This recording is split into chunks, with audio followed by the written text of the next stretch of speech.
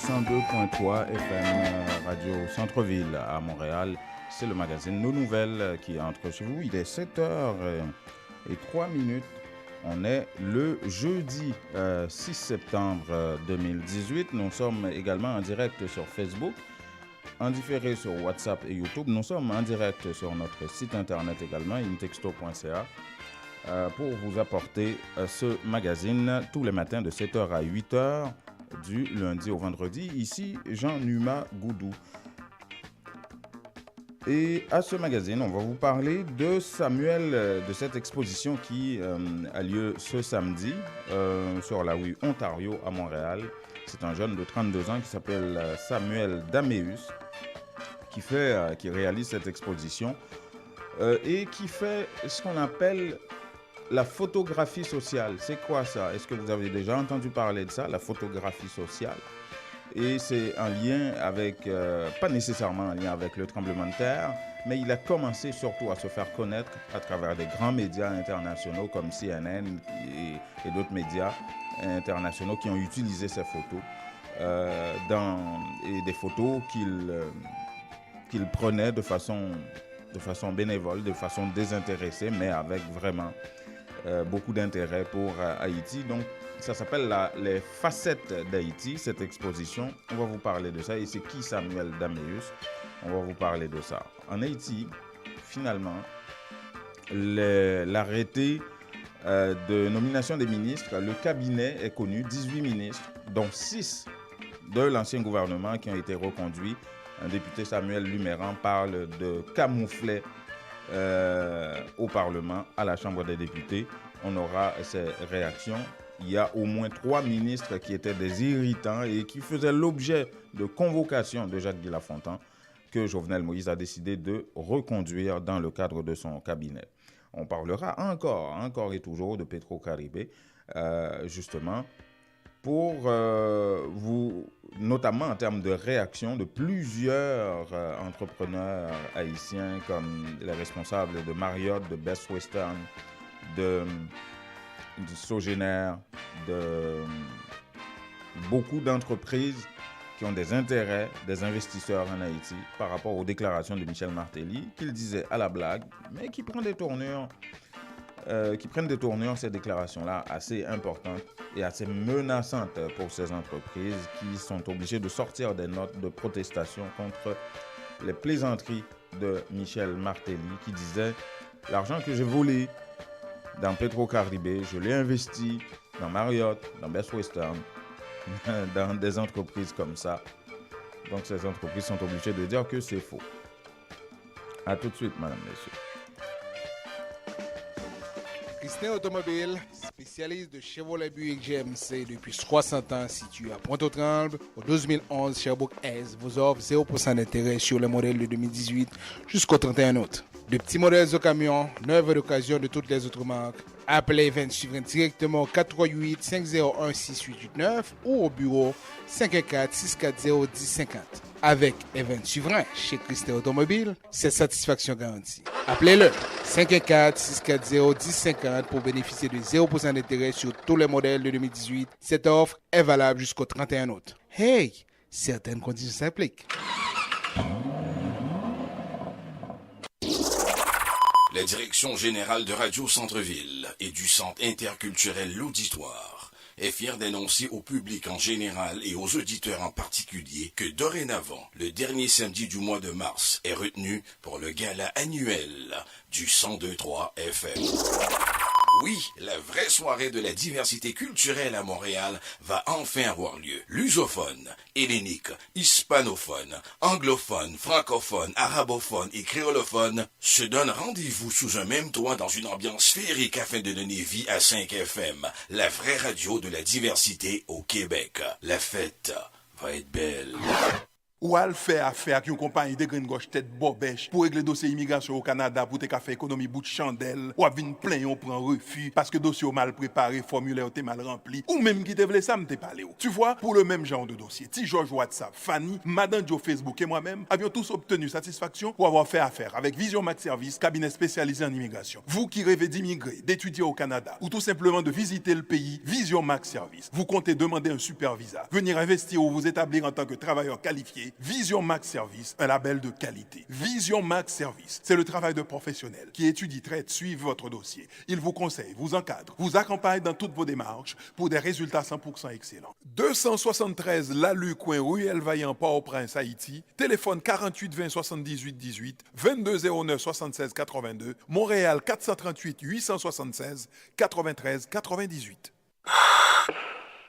Vous dormez mal la nuit? Votre matelas vous donne des maux de dos?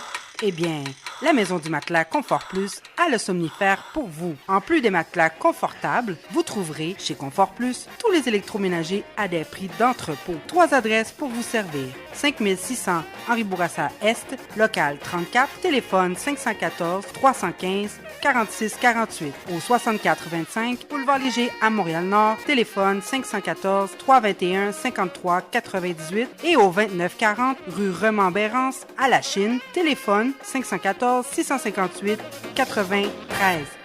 Votre confort est à la Maison du Matelas.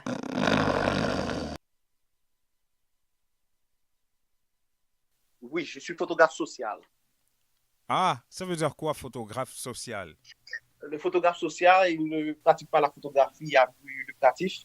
Et c'est un mouvement qui le permet de mettre en exergue la réalité sociale et puis permettre aux gens de mieux comprendre cette réalité et prendre des décisions adéquates. Parfait. Vous avez étudié ça en Haïti ou Non, je suis de formation. J'ai une maîtrise en business communication et une licence en communication sociale en sciences humaines en Haïti. Mais la photographie est une passion. J'ai étudié la photographie de manière générale.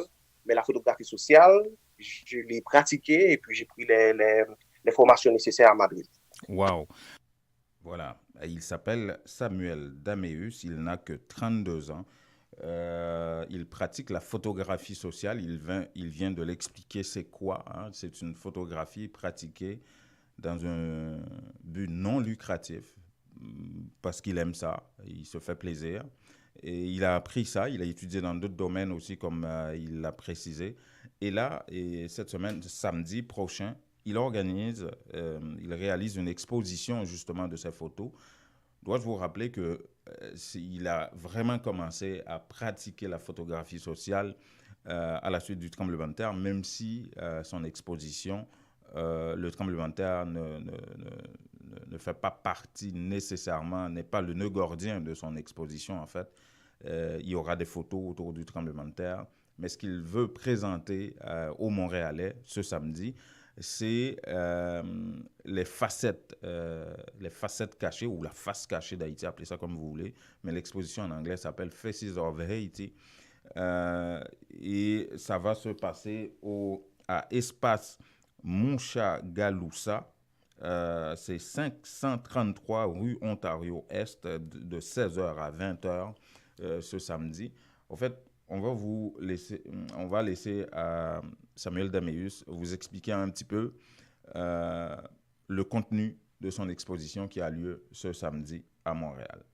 Ça n'a aucun rapport, mais ça n'a pas un rapport direct parce que le tremblement de terre a peut-être été l'événement qui a permis que je partage avec plus de personnes les photos à caractère social. Parce que j'ai eu ma première proposition de BBC qui m'a demandé de partager mes photos sociales parce que les journalistes qui étaient venus en Haïti mettaient en exergue la partie désastreuse du tremblement de terre. Moi-même, je voulais peut-être mettre en exergue de préférence la partie où les Haïtiens se tiennent la main, s'entraident. Et c'est cette partie-là qui m'a permis d'être découvert par d'autres mainstream médias comme CNN, BBC, qui m'ont contacté pour utiliser mes photos. OK. Vos photos sont utilisées par vraiment les grands médias du monde aux États-Unis, un peu partout, c'est ça? Oui. Mes photos ont été utilisées après le tremblement de terre par les grands médias du monde. Et c'est alors que j'ai commencé effectivement avec le mouvement de photographie sociale pour toujours mettre en exergue cette partie, cette histoire, cet autre aspect que les gens oublient certaines fois, et au moins qu'il y ait quelqu'un qui puisse leur permettre de mieux appréhender cette réalité. Voilà, et Samuel Daméus, donc, qui explique un petit peu le contenu de son exposition qui s'appelle Les facettes d'Haïti. Donc, c'est un jeune de 32 ans qui aime faire ce qu'on appelle sortir du cadre un peu, hein? Sortir des images de détresse à la suite du tremblement de terre et essayer de voir autre chose à travers ça, à travers le peuple haïtien. Et c'est cette exposition qu'il présente ce samedi. Et on va écouter de nouveau Samuel Daméus qui va nous parler un petit peu de comment ça va se passer, qu'est-ce qu'il y aura, de quelle heure à quelle heure et ça sera où ça va se dérouler, son exposition. L'exposition est une excuse pour que je puisse rencontrer la communauté haïtienne et les autres personnes qui, d'une certaine façon, de loin ou de près, ont un rapport avec Haïti, pour leur permettre de redécouvrir Haïti. Et deuxièmement, pour créer un tremplin pour parler comment la diaspora peut s'impliquer activement dans ce renouveau qu'on veut en Haïti et définitivement dans la promotion d'une image positive d'Haïti et à l'extérieur. Rappelez-nous, c'est où ça va se passer et quand et à quelle heure? Ce sera à Galerie Mouchagaloussa. C'est à 533 rue Ontario, Montréal, Québec. Bouge pas. À 4 heures. C'est ce samedi à 4 heures. Ce samedi à 4 heures. On commence dès 4 heures. À 4 heures, on va avoir l'exposition, les gens pourront voir les œuvres, et les acheter également. Et on va offrir un cocktail gratuit pour faire par Babankou, qui voulait supporter le projet. Okay. Et puis après, on va avoir une petite conférence débat où on pourra peut-être échanger des idées, cogiter un petit peu sur la façon dont on peut s'impliquer pour changer l'image d'Haïti. Voilà. Et tu seras là, François? Peut-être. Oui, c'est quand même intéressant. Je te rappelle... Il faudrait mieux expliquer ce qu'est la photographie sociale. Il l'a expliqué, tu l'as manqué. La photographie sociale, c'est une photographie pratiquée dans un but non lucratif. Il ne fait pas cette photographie pour faire de l'argent. C'est bien. Ça veut dire tu as manqué le début. C'est la première fois que j'entends ça. Ouais, moi aussi, figure-toi. Avec une texto, on découvre beaucoup de choses. Qu'est-ce que tu veux? On n'est pas C'est pour ça qu'on est journaliste, parce qu'on est friand de nouvelles, de ce qui... Les vieux, on ne peut pas faire du neuf avec ça. Bon, oui, on veut des nouvelles. Oui, tout à fait. Donc, ça va se passer au 533 rue Ontario-Est. C'est à partir de 16h. De 16h à 20h, c'est ce samedi, en fait. Parce qu'on peut faire parler les photos, on peut faire parler... Oui, absolument. Oui. À travers les photos. Bon. Oui. Alors, on veut saluer tout le monde et je ne vais pas nous empêcher d'être gentil aujourd'hui. Ah là là! De toute façon, je sais que tu n'allais pas manquer ça. Ouais. Mais oui, il faut être vraiment... Comment on va dire ça? Il faut garder les bonnes habitudes. Oui, de maman. On a été bien élevés quand même. On peut avoir mal appris, mais on a été bien élevés. Bonjour, ça existe toujours. Oui. Bonjour François, bonjour. Bonjour à tout le monde. Alors, on commence avec les nouvelles. On va parler essentiellement de questions de main-d'œuvre, questions de la CAQ, la proposition de la CAQ. Ah, tiens. Je m'attendais à ce que tu me parles de ça. J'ai vu ça passer, François. Oui, tu sais que je ne veux pas rater cette occasion. Ah non, pas du tout. Alors, d'abord, avec la pénurie de main-d'œuvre, on dit que les PME hésitent à embaucher les immigrants. Ouais. On dit que près de 40% des petites et moyennes entreprises canadiennes ont du mal à recruter assez de travailleurs, selon l'étude de la BDC, Banque de développement du Canada. Mais en dépit de ça, peu se tournent vers les nouveaux arrivants pour combler leurs besoins de main-d'œuvre. Vous voyez? Les trois régions les plus durement touchées par la pénurie de travailleurs sont les provinces de l'Atlantique, la Colombie-Britannique et l'Ontario. OK. La BDC, qui a sondé plus de 1200 entrepreneurs du pays dans le cadre de son étude, estime qu'il n'y a pas d'amélioration en vue pour au moins 10 ans. Le vieillissement de la population et le départ à la retraite des plus mauvaises contribuent à cette tendance. Alors, vous voyez, je vais vous donner ça et puis après ça, on verra et ce que ça représente effectivement. Que les secteurs les plus touchés, on parle de fabrication, de commerce de détail, de construction. On dit que le manque de main-d'œuvre est un frein à la croissance. Il souligne que les entreprises touchées refusent des commandes ou allongent des délais de livraison. OK? Alors, c'est sûr que tout le monde fait ce constat-là. Oui, il manque de main-d'œuvre. Tout le monde fait le constat. Tout le monde sait effectivement qu'il n'y a pas assez de personnes pour travailler dans beaucoup de secteurs. Mais on dit qu'il n'y a pas assez, il faut voir ce qu'on veut dire. Ça veut dire qu'on ne veut pas effectivement certaines personnes qui pourraient faire ce travail-là. Oui, ça a l'air, François, que certains employeurs préfèrent embaucher soit des gens à la retraite ou des jeunes qui n'ont pas de formation adéquate, mais qu'ils préfèrent former, mais des jeunes blancs, québécois ou canadiens, au lieu d'embaucher des immigrants. Oui, ça veut dire qu'il y a des immigrants formés qui pourraient faire le travail, mais on va bouder ces immigrants-là. On va dire qu'on ne veut pas de ces immigrants-là. On préfère former des personnes, des jeunes. On préfère faire revenir des personnes à la retraite pour faire ce travail-là. Ouais. Ça, François, c'est une enquête qui dit ça. Une enquête sérieuse, là. Ça n'a pas été mené non plus par des immigrants, là. Non, c'est la BBC. C'est une banque très prestigieuse qui a sondé 1200 entrepreneurs. Wow. C'est un bon échantillonnage. Ah, ben oui. Et à ce moment-là, la BBC dit que ça peut prendre presque 10 ans avant de pouvoir résoudre ce problème-là. Ça veut dire que les gens ne sont pas prêts à embaucher des immigrants. Ça veut dire que là, on parle de ces entreprises-là. Pour la plupart, comme vous avez bien dit, on préfère former des jeunes. Alors là, on se pose la question, comme entrepreneur, vous avez une commande, vous avez des choses à livrer, vous n'avez pas d'employés, mais vous savez que ces employés existent. Par exemple, de la ville du Québec, vous vous rappelez, la semaine dernière, on en a parlé, de la ville du Québec, il y a des restaurants qui préfèrent fermer leurs portes au lieu de venir embaucher à Montréal des personnes qui pourraient faire le travail. Parce qu'on ne veut pas de ces couleurs, on ne veut pas de ces personnes-là.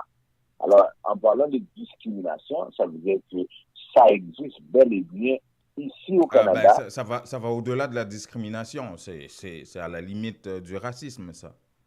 Bon, mais c'est... Parce que la discrimination, c'est pas la même chose que le racisme.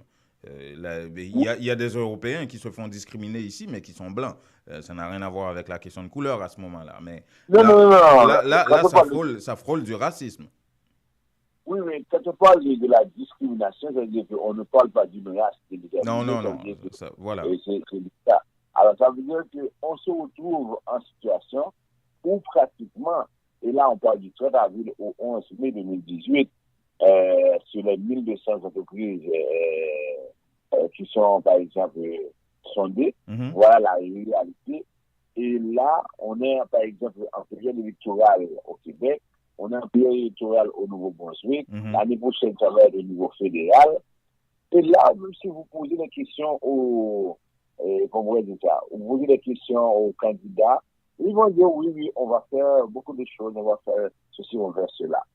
Alors, ça veut dire que ça, c'est extrêmement grave. Alors maintenant, on s'en vient avec la proposition de la CAQ que l'on connaît depuis bien longtemps. Ouais, tu rongeais tes freins depuis tantôt, ouais.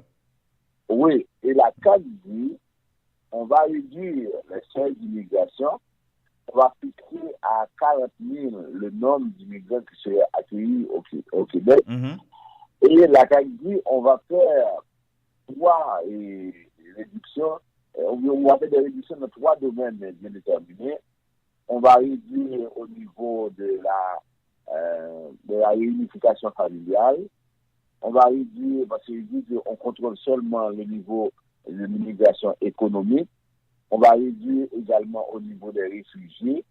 On va réduire, c'est la troisième chose, ça veut dire qu'on va réduire au niveau de réfugiés, réunification familiale et en même temps, et l'immigration économique également, on va réduire un peu parce que pour la CAQ, pour François Legault, c'est que les gens arrivent ici et ne trouvent pas de travail et ne peuvent pas être intégrés. OK. Ben, S'ils ne trouvent pas de travail, l'enquête de la BBC le dit très clairement, c'est parce qu'il y a des employeurs qui refusent de les embaucher. Mais ça veut dire que c'est pourquoi la semaine dernière, il avait dit qu'il n'y a pas vraiment un problème de pénurie de main-d'œuvre ici. Si on devait donner plus d'argent, 30-40 $ par heure à ces gens, il y aurait beaucoup d'employés. Alors, cette enquête-là vient donner un peu raison à François Legault, dans le sens que les gens sont ici, on ne peut pas leur donner du travail, alors à quoi bon de faire venir beaucoup plus pendant que ceux qui sont ici ne peuvent pas travailler? Oui, mais je comprends, François, mais est-ce que c'est à ça qu'il faudrait s'attaquer? Est-ce qu'il ne faudrait pas s'attaquer à ce problème de réticence chez les employeurs à embaucher des immigrants et qui sont qualifiés et qui sont formés? Oui, mais maintenant, je me dis, OK, comment le cas? Vous avez une question, moi j'ai, par exemple, des hommes à service. Ouais. Maintenant, si 5 personnes qui appliquent, par exemple, pour un poste de secrétaire, ouais. Alors, si je dis, je ne veux pas prendre, par exemple, une Libanaise, je ne veux pas prendre une Haïtienne, je ne veux pas prendre, par exemple, j'ai 5 personnes, moi, j'ai le droit de choisir, par exemple, une Haïtienne ou bien une Martiniquaise, je ne sais pas, je peux choisir qui je veux, parce que c'est mon entreprise. Ah bon, génial. Voilà. On sortira jamais de l'auberge. Mais voilà, alors l'État ne pourra pas intervenir pour dire que je suis obligé. Parce que là, moi je suis contre la plupart des idées de la CAQ, mais je voudrais préciser ce point-là. Effectivement, il y a sur place des personnes qui sont capables de travailler. Ben oui. Non, mais de ce point de vue-là, la CAQ a raison. Il faut arrêter de nous berner, là, quand même. Exactement. On doit chercher à les intégrer. Parce que ça pose un problème pour les gens qui arrivent ici avec des enfants, avec une famille, qui doivent apporter le pain, le beurre sur la table, mais qui sont qualifiés, mais qui ne peuvent pas travailler. Alors, pourquoi faire venir 50 000, 60 000, et puis les mettre là, et puis finalement, ils vont faire n'importe quoi? C'est ce que le Parti libéral dit depuis 15 ans. Elle dit, oui, on les fait venir, et puis, OK, on va les intégrer. Mais ils ne sont pas intégrés puisqu'ils ne travaillent pas. La meilleure intégration passe par l'emploi. Oui. La meilleure intégration passe par la langue, mais s'ils ne travaillent pas, comment voulez-vous qu'ils soient intégrés? Alors, en ce sens-là, si ce n'est pas de la démagogie de la CAQ, si effectivement il va travailler pour faire embaucher ces gens-là, alors ça pourrait être une bonne stratégie. Oui, mais la stratégie sur le plan communicationnel fonctionne pour la CAQ. Parce qu'il y a un aspect que la CAQ ne met pas de l'avant dans son discours, mais l'aspect que la CAQ met de l'avant va chercher la question identitaire chez le Québécois moyen. Oui, à savoir, on veut réduire le nombre d'immigrants. Alors, pour des Québécois qui n'aiment pas ça, qui n'osent pas s'exprimer, qui entendent une information comme ça, ils vont dire « Ah, OK, moi, je vais voter pour la CAQ. » Mais la CAQ dit... Et pourtant, la CAQ a raison sur un point qu'il n'évoque jamais. Parce que c'est électoraliste, pour l'instant, de laisser ça comme ça. Peut-être que la CAQ, effectivement, veut avoir des votes et puis va seulement dire ça pour attirer les Québécois qui sont... voilà. Oui, peut-être que c'est ça ce plan, mais à ce moment, il va payer ça très cher. Parce que si jamais il a un mandat et puis c'est le même nombre d'immigrants qui travaillent à comparer à ceux pendant la période des libéraux, à ce moment-là, c'est la démagogie pure et simple. Mais pour le moment, avec l'enquête qui a été réalisée par la BBC, qui montre comment ces immigrants ne peuvent pas trouver du travail, alors c'est clair qu'il faut faire quelque chose ici. Regardez ce qui s'est passé. Il y la semaine dernière avec les médecins français. On a fait venir de la France des médecins français pour Montréal-Nord et Hochelaga, alors que sur place, il y a des médecins qui sont qualifiés. Ah ben oui, j'en croise énormément, moi. Et ces médecins-là qui sont ici, qui ont été qualifiés, qui ont été sélectionnés, alors ces médecins-là, pourquoi ils ne travaillent pas? Parce qu'ils ne sont pas français. Parce qu'ils n'ont pas la bonne couleur. Ça, là, alors, ça veut dire que... Non, ça là, c'est quelque chose d'extrêmement grave, ça. Mais oui, ça veut dire que les gens qualifiés, vous regardez par exemple, pour nos frères maghrébins, il y a ceux qui ont des maîtrises, des doctorats, qui sont obligés d'être des livreurs de pizza. Quand vous parlez à quelqu'un qui vous livre une pizza à la maison, la personne vous dit, oui, moi, j'ai fait une maîtrise en chimie, j'ai fait une maîtrise en cela, et la personne travaille comme livreur de pizza. Alors, est-ce que c'est normal, ça? Est-ce qu'on va me dire que oui, on va faire venir d'autres maghrébins pour livrer des pizzas? Sûrement. Non, mais la politique, hein, François, ça vient de chercher, hein? Non, mais c'est tellement grave, comme vous avez dit, c'est extrêmement grave. On nous fait rouler, on nous roule dans la faillite, on nous dit oui, on était, et jusqu'à présent, vous voyez le monsieur qui s'est fait tuer de la ville du Québec, celui qui avait, par exemple, l'épicerie, il a une maîtrise en physique.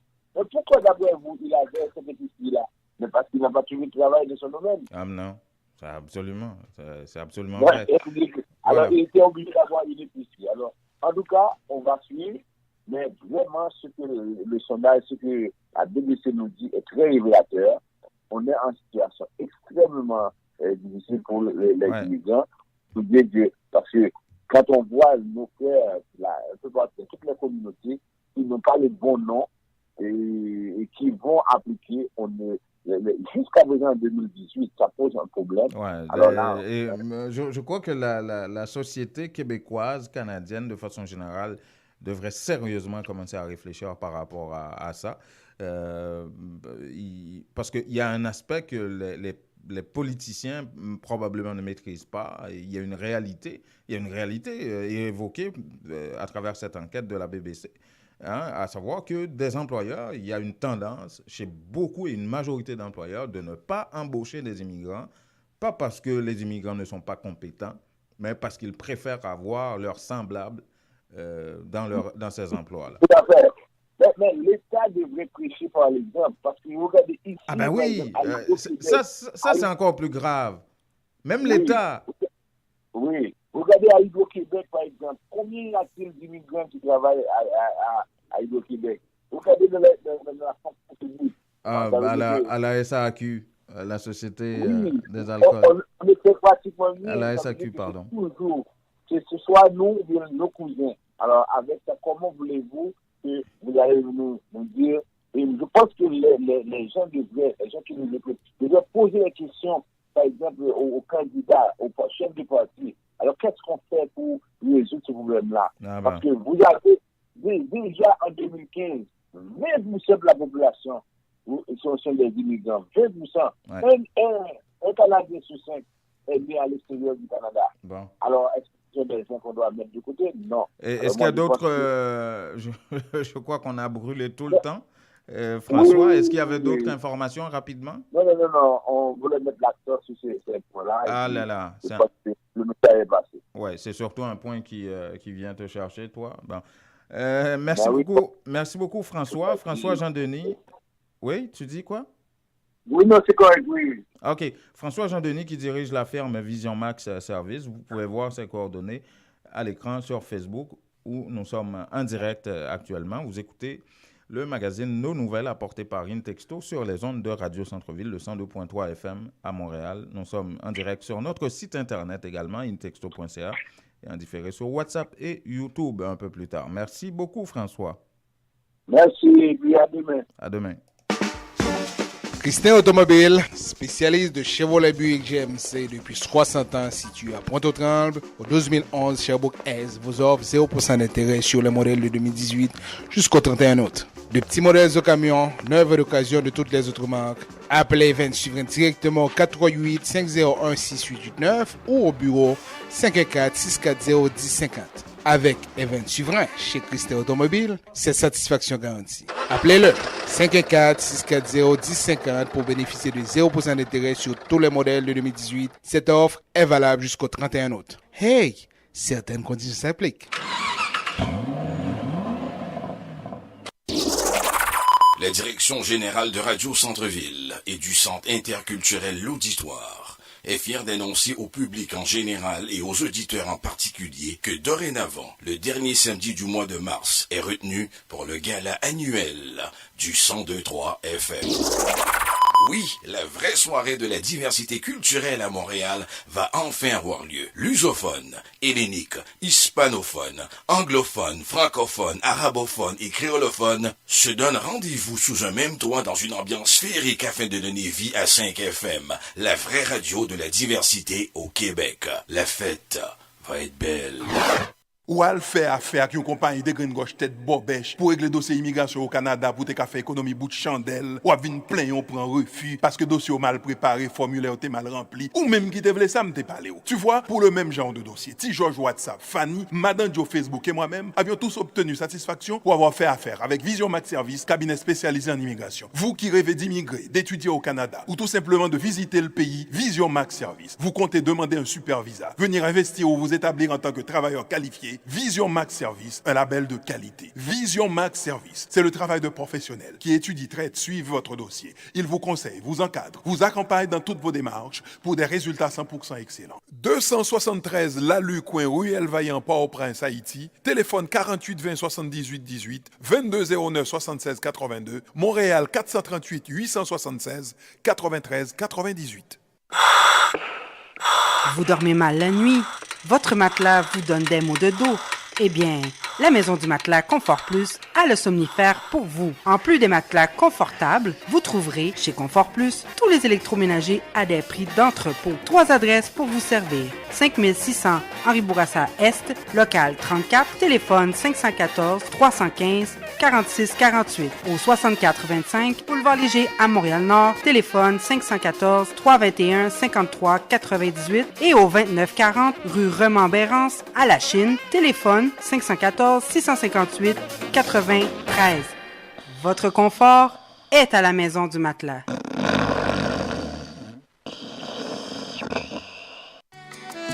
Les meilleurs produits pour la beauté de la peau se trouvent à Essence de Beauté. Aux 4 coins du monde, les produits Essence de Beauté vous rendront inévitablement splendide. Pour les acnés, peau sensible, peau sèche, peau grasse, Essence de Beauté. Avec les produits nettoyants, hydratants, revitalisants de Essence de Beauté, une visite s'impose aujourd'hui même au Petit Royaume de la Beauté, 72 34 rue Saint-Hubert, au coin de Jean Talon à Montréal, ou encore composez le 514 273 56 66, New York, au 182 17 Jamaïca Avenue, 718 454 14 36. Les temps deviennent de plus en plus difficiles.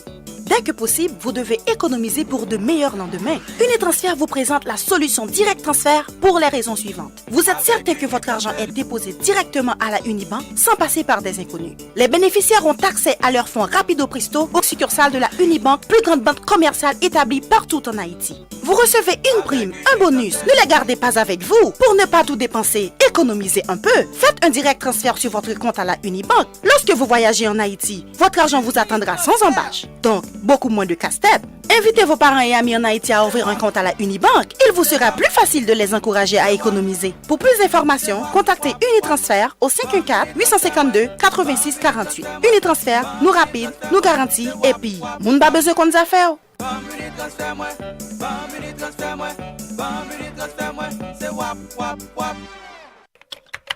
Que regardez-vous sur votre tablette? Une annonce incroyable. Réduction, rabais à gogo, prix PI. Cosmétique multi-ethnique baisse ses prix et ça ne va pas s'arrêter. Les prix les plus bas. L'entrepôt des produits de beauté cite aussi de nouvelles promotions comme les tresses expression liquidées à seulement 4,25 $. Cosmétique multi-ethnique, une vaste sélection de styles, de marques et de types de produits de beauté en tout temps. Si vous trouvez moins cher ailleurs, Cosmétique multi-ethnique vous rembourse le double la différence. Cosmétique multi-ethnique 42,90 et Bélanger à l'est du boulevard P9. Téléphone 514 89 5429. J'adore Cosmétique multi-ethnique. La beauté, À petit prix, ça marche.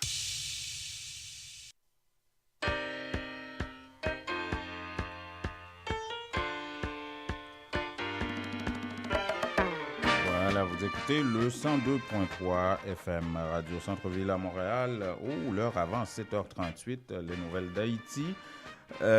Finalement, hier soir, l'arrêté, le cabinet, la liste du cabinet ministériel de Jean-Henri Séan a été publiée dans le journal officiel Le Moniteur avec 18 ministres et il y a quand même 6 anciens ministres de l'ancien gouvernement Jacques-Guy Lafontaine qui ont été reconduits, ce que le député Jean-Marcel Luméran qualifie sur Twitter de provocation de la part du chef de l'État.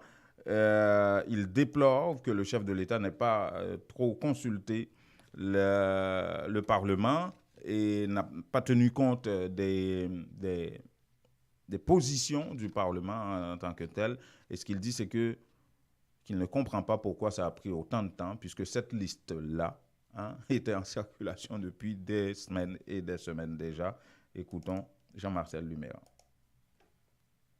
Là où il y a depuis 2 semaines, moi, je demande pour qui ça a fait temps passer comme ça, parce qu'on réalise c'est une action, moi-même qualifiée comme étant une soufflette par ça, que le président de la République a décidé par l'institution et particulièrement le Parlement, lorsque il décide non seulement reconduire 6 ministres, mais particulièrement 3 irritants qui étaient dans le cabinet M. Lafontaine, donc 3 sur 5 qui étaient éléments, objets même des démarches qui étaient conduites à l'interpellation du gouvernement Lafontaine. Donc moi, je ne crois pas action ça. Le président lui carrément dit qu'il n'a pas respecté l'institution parlementaire. Il carrément dit lui-même l'a fait orgueil, il a imposé sa loi. Et n'a dit président, malheureusement pour lui, il est venu trop tard, non, mon petit trop vieux, parce que le PAC a imposé sa dictature encore. Peuple haïtien, vous-même, pour ça. Voilà, Jean-Marcel Luméran, député de Petit-Gouave, je crois, et qui, justement, proteste contre la reconduction de au moins 6 ministres au sein du gouvernement. Moïse Séan, dont l'arrêté a été publié dans le journal officiel Le Moniteur hier. Et parmi qui sont ces ministres qui irritaient tellement les parlementaires et pourquoi, Jean-Marcel Luméran nous parle de 3 d'entre eux.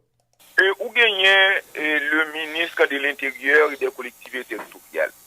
Et ce citoyen qui était présidé un conseil municipal, la Cour supérieure des comptes dit que monsieur gagne un arrêt de débat contre lui. Moi, pas comprendre, est-ce que même Cour supérieure des comptes qui dit qu'il y a un arrêt de débat est capable de jouer une possibilité pour le balayer un autre arrêt qui permet que je dis à une qualité pour le ministre.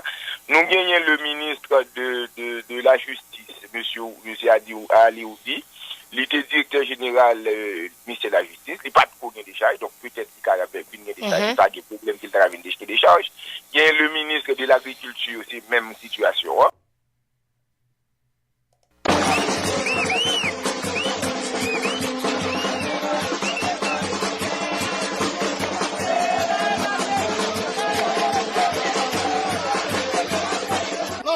Pour nous faire développement pour le pays, pour nous lycée, pour nous université.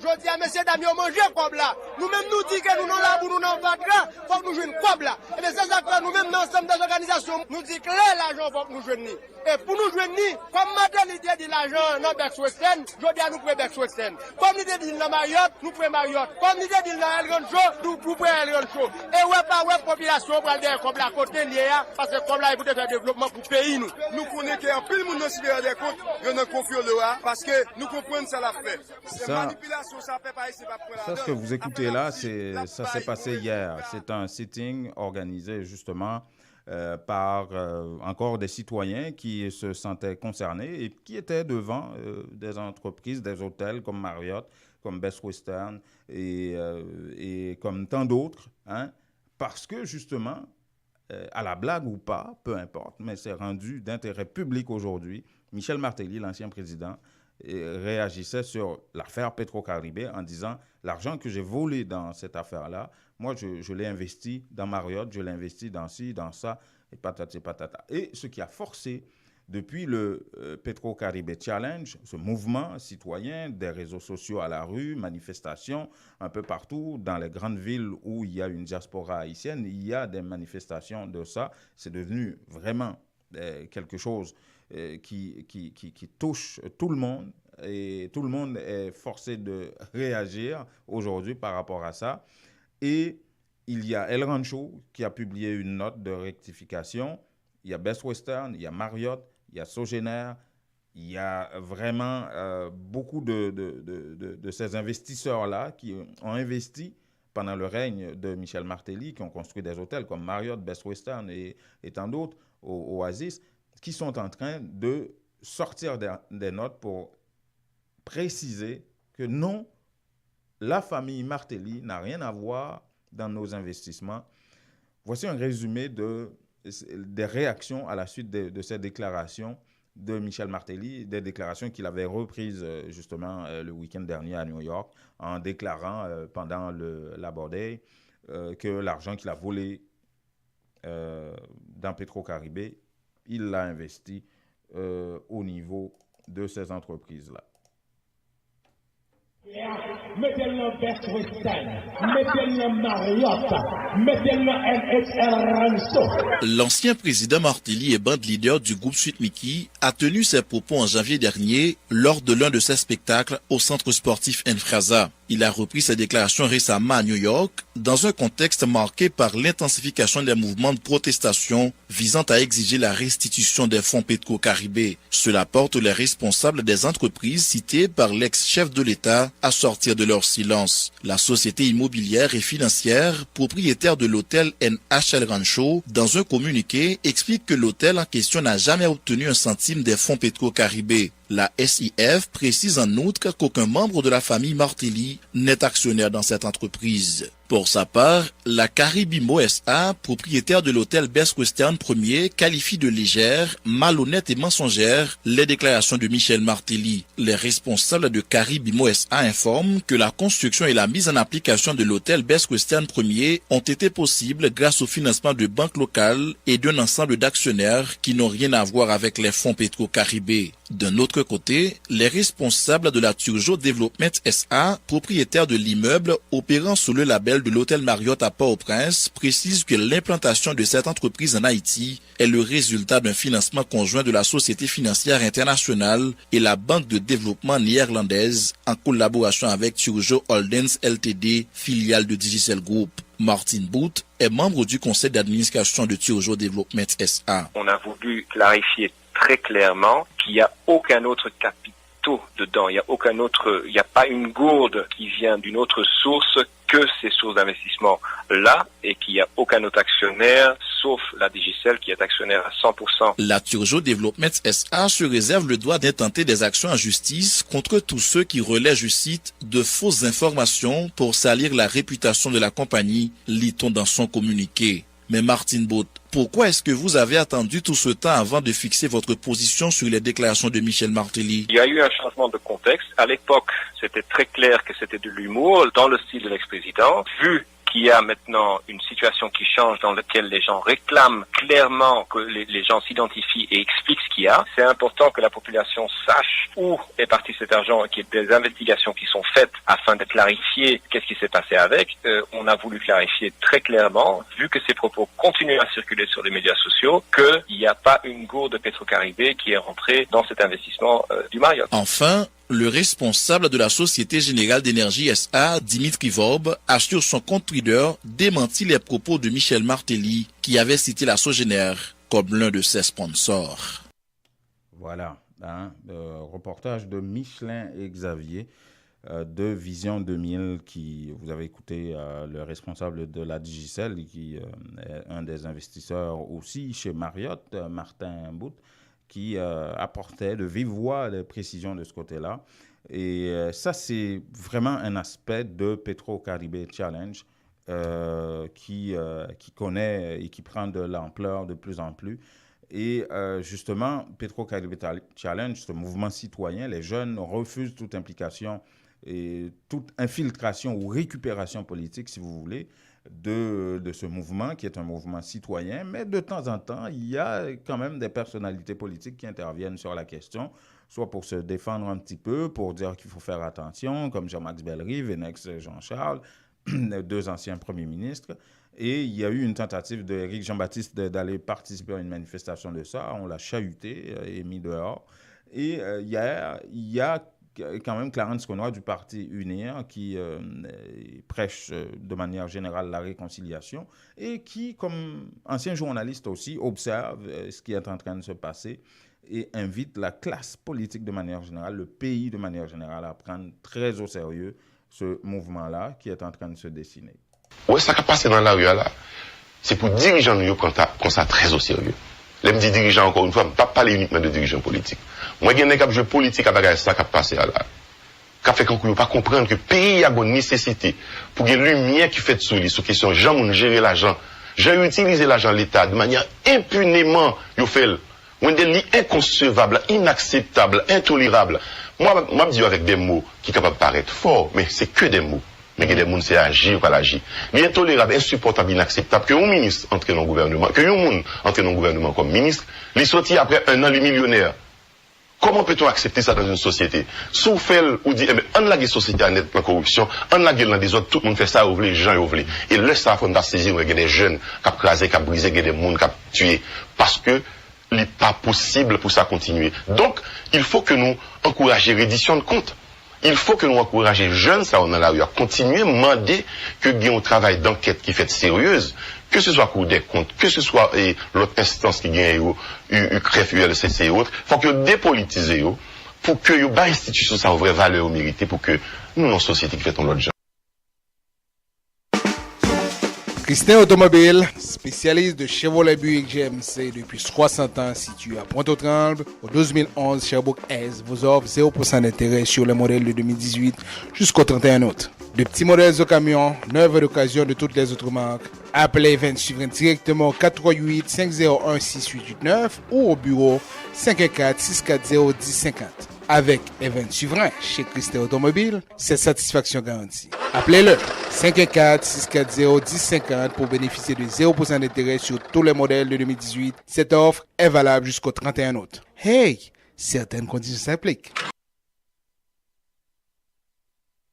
Voilà, et vous écoutez le 102.3 FM Radio Centre-Ville à Montréal.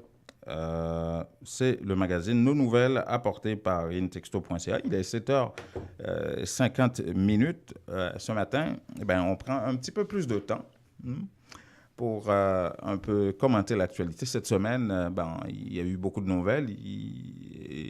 C'est pas qu'il n'y en ait pas non plus, mais il y en a d'autres qui sont de moindre importance que d'autres. Et je pense que c'est de bon ton que je prenne un peu 5 minutes pour placer quelques commentaires par rapport à l'actualité. Aujourd'hui, Petro Caribe ou les deux, en fait, Petro Caribe, mais aussi le cabinet ministériel. L'arrêté est sorti hier soir, en pleine nuit. C'est souvent comme ça en Haïti. Hein?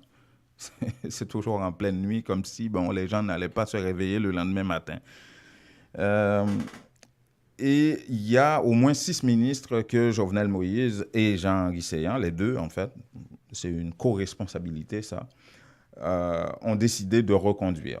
Vous avez écouté le député Jean-Marcel Luméran qui parle non seulement sur Twitter de provocation, mais en entrevue à Vision 2000, il le précise encore plus en disant que c'est vraiment un camouflet de la part du chef de l'État. Mais à ce stade-ci, quelle attitude est-ce que les parlementaires vont avoir, les sénateurs et les députés? 2 mois après, ça fait 2 mois depuis que le pays attend l'entrée en fonction d'un nouveau Premier ministre. Et ça fait 2 mois aussi que l'image du Parlement en prend des coups. à savoir que ce soit au niveau de leurs privilèges, de leur ci, de leur ça. Ils sont accusés de bloquer le pays, de marchander, de participer à toute une chaîne de corruption par rapport à la nomination de ministres, de directeurs généraux ou de premiers ministres et tout ça. Oui, Jovenel Moïse reconduit 6 ministres. Est-ce qu'ils ont obtenu décharge de leur ancienne gestion? Ça, c'est la grande question à se poser. Et pourquoi les reconduire? On parle de ministre de l'Intérieur, ministre de la Justice, ministre de l'Agriculture et 2 autres. 3 autres encore qui ont été reconduits. Mais ces 3-là, selon Jean-Marcel Luméran, n'avaient même pas obtenu décharge bien avant d'intégrer le gouvernement Lafontaine. Et voilà, ils cumulent des décharges qu'ils doivent obtenir aujourd'hui parce que sous l'administration Lafontaine, la Cour des comptes n'a pas pris d'arrêt, ni de débat, ni de décharge, ni quoi que ce soit par rapport à ces gens-là. Et ils sont reconduits. Il n'y a personne d'autre qui pourrait être ministre de l'Intérieur ou de la Justice ou je ne sais pas quoi, là. Hein? Il n'y a personne d'autre. Bon, ça a l'air que non. Autre sujet, c'est Petro-Caribé. Comment est-ce qu'une blague, dans la tête de Michel Martelly en tout cas, peut amener justement à une situation tellement de peur et de risque pour des investisseurs, et pas des moindres, là. On est en train de parler de l'hôtel Marriott, on est en train de parler de Best Western, on est en train de parler vraiment d'investissements lourds dans le pays, et un pays qui a besoin de ça. Et un ancien chef de l'État qui, bien avant de devenir chef de l'État, est un artiste. Oui, c'est bien beau, hein? On ne peut pas toujours se retrancher derrière le fait qu'on est un artiste et puis ça a été fait dans le cadre de l'humour. Il y a des blagues qu'on ne fait pas, tout simplement. Il y a des blagues qu'on ne fait pas. Et vraiment, se retrancher derrière l'humour pour faire des déclarations comme ça et qui nous amènent à ça aujourd'hui, à des risques sérieux pour des investissements énormes dans un pays comme ça, et ne pas venir s'expliquer ou rectifier. Moi, je crois que Michel Martelly a la responsabilité aujourd'hui, je ne parle même pas de responsabilité morale, ça n'a rien à voir, a la responsabilité aujourd'hui de venir expliquer ces déclarations qu'il a faites en janvier et qu'il a reprises justement à New York récemment. Et il continue de dire que c'est à la blague. Ça c'est grave. Et puis, ces entreprises-là, ils ne devraient pas uniquement sortir des notes. Ils devraient probablement attaquer, commencer à envoyer des mises en demeure à Michel Martelly. Parce que les gens ont réalisé des sittings et ils étaient devant ces entreprises-là, en train de les nommer, en train de reprendre les déclarations de Michel Martelly à cet effet-là. Alors, on est en train de parler de foule, là. Et quand on a affaire à des foules, ça ne réfléchit pas. Une foule n'est jamais responsable de rien. Et comment gérer ça? Qu'est-ce qu'on peut dire à la blague? Qu'est-ce qu'on ne peut pas dire à la blague? Qu'est-ce qui est d'intérêt public? Qu'est-ce qu'on peut dire en public? Et qu'est-ce qu'on ne peut pas dire en public? Je crois qu'il est temps pour ce pays-là de commencer à réfléchir sur vraiment beaucoup d'aspects. Comment est-ce qu'on gère ça? De commencer à arrêter de faire comme si tout voum était d'eau. Disons ça en chinois comme ça. Parce que là, c'est extrêmement grave, des menaces comme ça sur un pays. Et par quel bout est-ce qu'il faudra aborder la question haïtienne aujourd'hui, que ce soit sur le plan politique, sur le plan social, Petro-Caribé Challenge? On en a beaucoup sur les bras à gérer et il faut avoir plutôt beaucoup de dextérité pour gérer ça. Et je ne pense pas, avec la publication de cet arrêté de nomination du cabinet Moïse Séan, Jovenel Moïse avait véritablement l'intention de calmer le jeu un peu aujourd'hui. Voilà, 7h57, c'était un petit peu mes commentaires par rapport à tout ça aujourd'hui. nos nouvelles. Vous écoutez le 102.3 FM, Radio Centre-Ville à Montréal. Ici, Jean-Louis Magoudou. Merci, à demain.